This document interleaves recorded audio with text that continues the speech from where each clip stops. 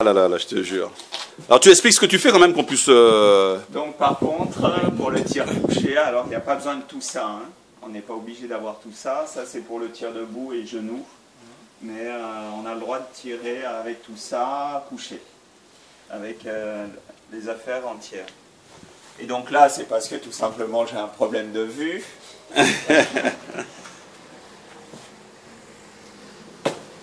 Le désavantage du 50 mètres, c'est que vous êtes obligé de nettoyer les canons aussi. Hein. Parce qu'autrement, votre canon ne dure pas très longtemps et c'est quand même quelque chose qui coûte cher.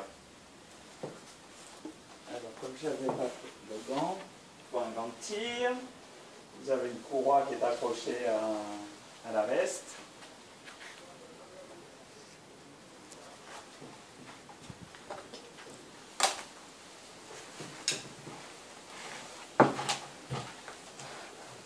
Tu as dit que c'était du 22 long riff, un coup.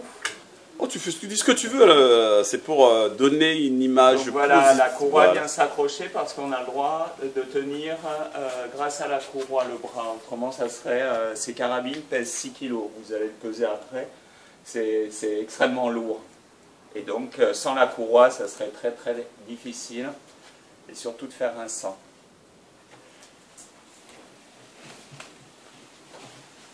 Et après, c'est la position assez classique qu'on voit à l'armée.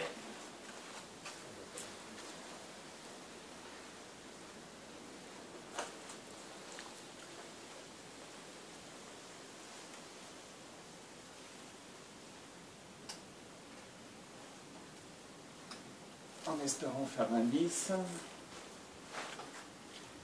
Donc l'important, c'est d'être parfaitement détendu. Avoir le bras gauche complètement mort.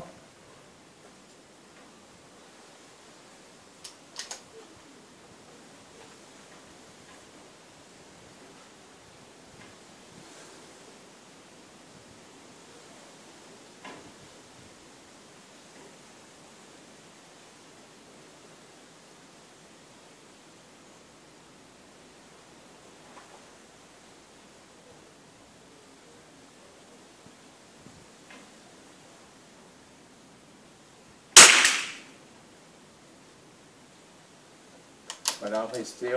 Toutes les bases du tir sont les mêmes hein, que au pistolet.